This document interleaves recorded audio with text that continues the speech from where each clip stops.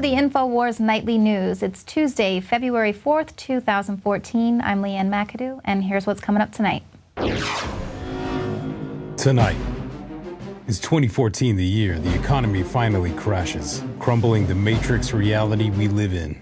And we get a glimpse into what a militarized police state looks like. And NASA seeks corporate funding to send a robot to the moon in search of new corporate ventures. All this and more on the INFOWARS Nightly News. Well, we move from one televised terror threat to another. This week, it's going to be all eyes on the Winter Olympics. Now the International Crisis Group is predicting a terror attack to take place in Sochi during the Winter Olympics.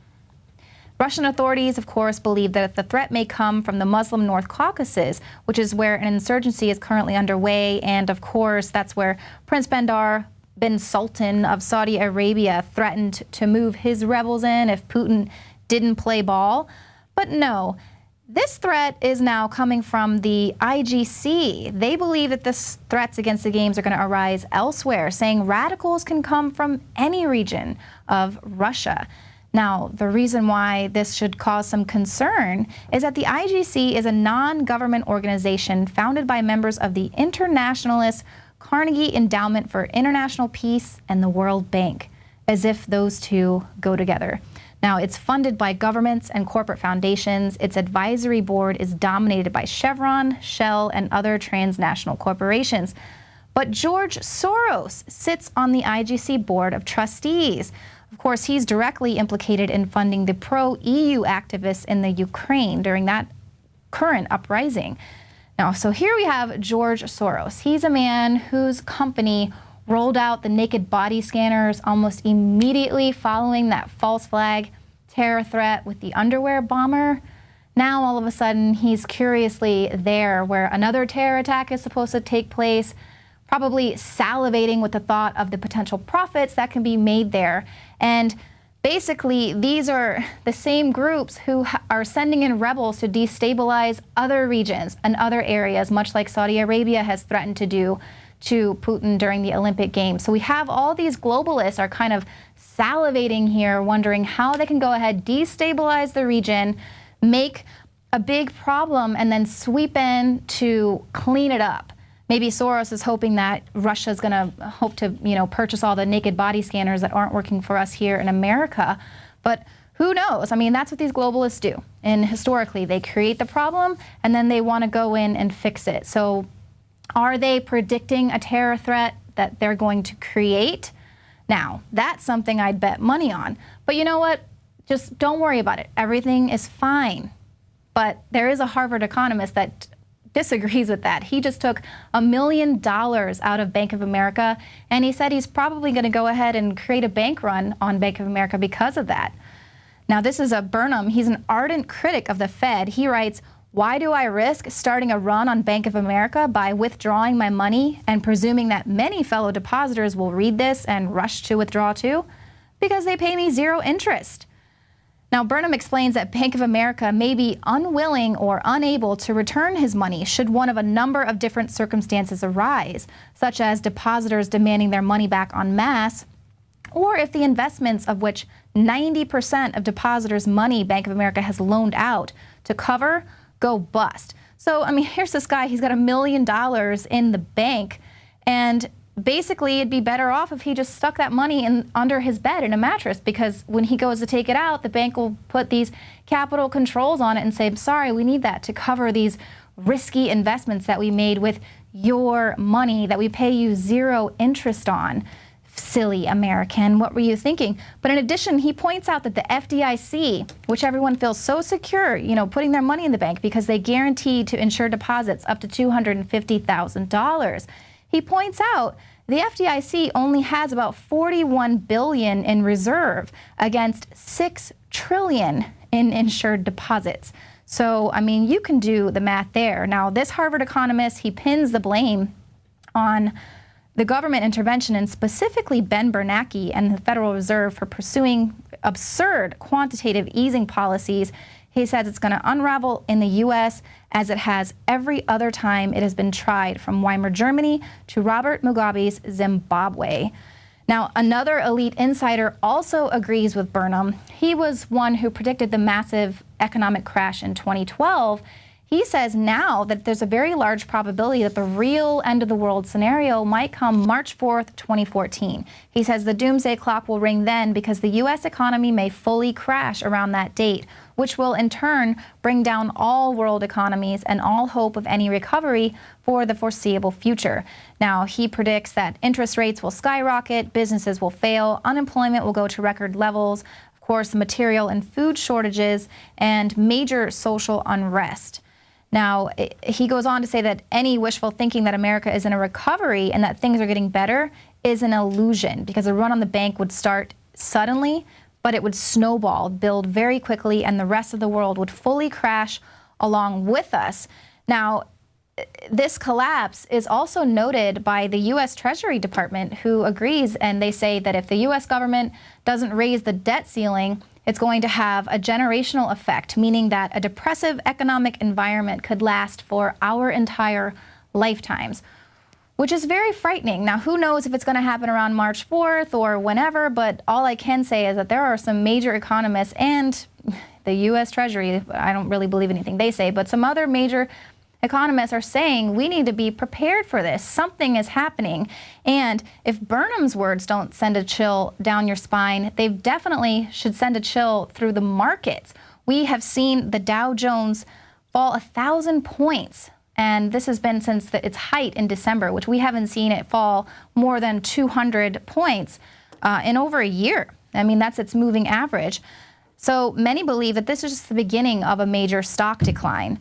Now, Peter Schiff says the crisis is imminent. I don't think Obama is going to finish his second term without the bottom dropping out. A stock market, the investors there are oblivious to these problems, and the global financial markets are also becoming extremely unstable.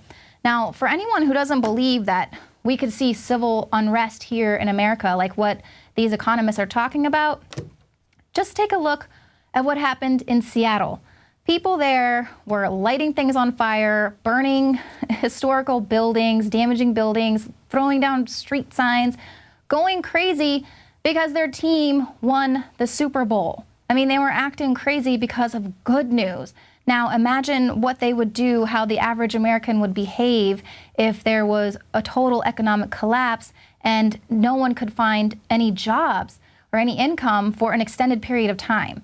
So that's how you can imagine some civil unrest. And then, of course, just wait till the financial reality of the Affordable Care Act sets in. And then once the employer mandate kicks in, I mean, they've had a year of kind of saving grace for that. But Obamacare actually gives business owners incentive to cut hours and turn full-time workers into part-time workers. And we've already seen evidence of that happening, people's jobs turning into part-time jobs. And then for other people out there who are already unemployed, it really does not make sense for them to go and get a job because there are so many government subsidies that they can go out and get that it doesn't make sense for them to go get a minimum wage job or some crappy job when they can just get free stuff from the government. It actually is free health care when you don't have a job, which of course, we used to call that Medicaid, but I don't think that it got enough tax revenue. But obviously our government cannot sustain that many people living off of it and needing it to be their everything and their all. So I don't know why they are trying to create that, of course, without our economy producing anything. So it's going to be a bizarre scenario. Just look at Spain, where 4.8 million people there are without a job. The suicide rates there are the highest they have been in 8 years. So we can expect to see those sudden suicide rates climbing here in the U.S. as well, as it's predicted that 2.5 million more Americans are going to be without a job in the coming decade, thanks to Obamacare. So do you think that Obama really cares about those climbing suicide rates? The suicide has emerged as the leading cause of death amongst young men in Spain because their unemployment average is about 57%. No, he doesn't care about that. And in fact, his stocks will probably go up because he's helping the globalists with their depopulation agenda. So this crash is happening all around us. They're just hoping to convince you to stay on their government health care and eat their GMOs and maybe you'll just off yourself at some point. They really don't care. They really do not care about you. And hopefully in the meantime, you'll just stay distracted with their mass distraction games. This week, it's going to be the Olympics. Last week, it was the Super Bowl and all the weeks and months leading up to the Super Bowl.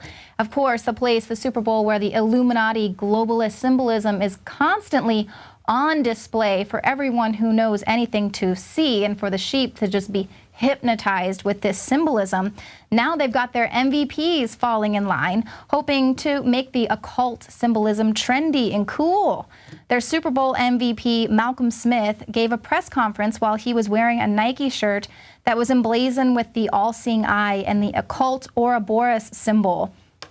Now, obviously, Malcolm Smith has no idea what's going on. That was quite evident by his response when Matthew Mills blitzed his press conference, his post-game press conference. He was just like, oh, is everyone okay?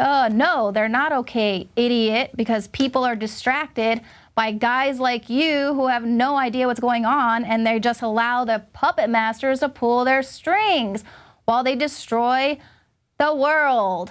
Thanks, buddy. Woo, USA. Look at all. If those people in that stadium right there would just say, we demand GMO labeling, or we want to impeach Obama for his crimes, or vote, just go vote. No, instead, they just want to get drunk and cheer on these losers, idiot morons who have no idea what's going on and how they are helping to mass hypnotize the world. It's pretty insane. So, you know what else I think is quite bizarre is that guy, you know, he doesn't have anything. He just wears the clothes because he thinks they're cool. Because Jay-Z's clothing line is like, you know, this occult symbolism is cool. Everyone thinks I'm a part of the Illuminati, so I'll just mess with them and make these clothes and use this symbolism.